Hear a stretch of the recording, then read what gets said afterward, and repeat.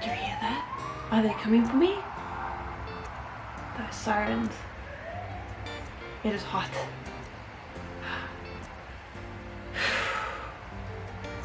Filming a video on how to deal with anxiety, yet you come on the camera and you just get all flustered. I can do this, I can do this, I can do this.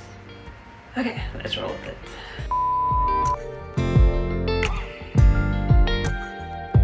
Hi guys, and welcome to another video. So in this video today we are going to be talking about how to deal with anxiety.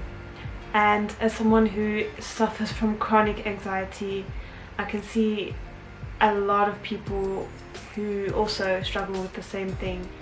And you know how you just get those people who don't struggle with anxiety and they're just like, I think you should like calm down, you don't need to worry, and then suddenly you're supposed to feel calm. That never happens. So anyway, I'm not here to tell you to calm down and to not feel anxious, because honestly that would be a waste of my time, that would be a waste of your time. Instead, I'm going to discuss a couple of ways in which you can deal with your anxiety every day without it taking control of your life. I'm also not going to be one of those people who come on here and tell you you need to do breathing exercises, or you need to meditate, or you need to do some exercise. Exercise relieves anxiety. And yes, those things have proven to be important and helpful in your lifestyle, and I think that is something that you should implement in your lifestyle. But for someone who struggles with an anxiety disorder, sometimes exercise or breathing just isn't going to cut it, and you need to find different ways on how to deal with your anxiety. Okay, so for anyone who doesn't know what the symptoms of anxiety are, which I'm guessing you probably do because you clicked on this video and you probably have anxiety. So some of the symptoms are feelings of restlessness, feelings of worry, cold sweats, trembling, nervousness, stomach problems such as IBS, unable to focus, hyperventilation syndrome, and of course panic attacks. So to be honest with you, I'm going to put myself out there. I have all of those symptoms and more. Of course, those are just a few symptoms that you get from having anxiety. There are tons more, but today I'm going to focus on some tips on how you can manage your anxiety. And tip number one is know your triggers. So to know your triggers, you need to take some time to sit down and identify what is making you anxious. So this could be driving on busy roads, or it could be your stressful job, or could even be your cup of coffee in the morning that is elevating your stress levels. So how can we identify our triggers? I like to take a 3-step approach to identifying my triggers. And step number one is writing down what could be triggering you.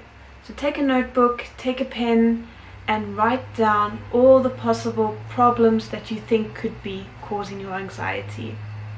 This will definitely help you to identify. And then the next step, step number 2, would be finding solutions for your triggers. So to do this, you need to think of ways that you can go about in solving what is making you anxious. Let's use an example.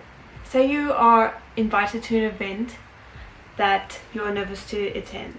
What could help you to feel more at ease at that event? Well, one solution could be to bring a friend. And if you can't bring a friend, another solution would be to come up with some small talk so that when you are conversing with people, you can have something to say and to add to the conversation.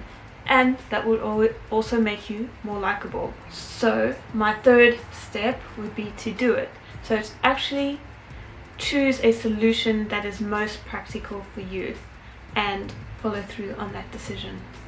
Okay, so the next tip in dealing with your anxiety is not to multitask.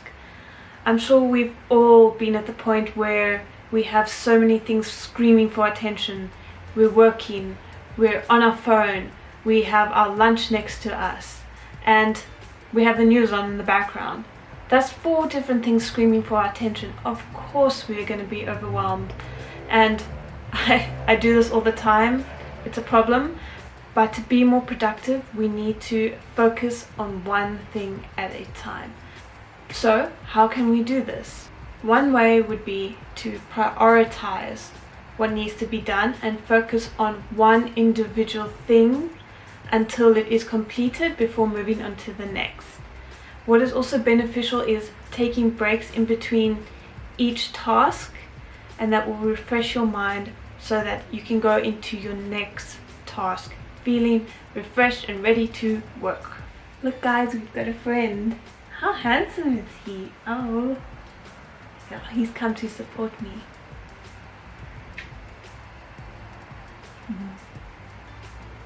Okay guys, so this leads me on to my last point, and that is sleep.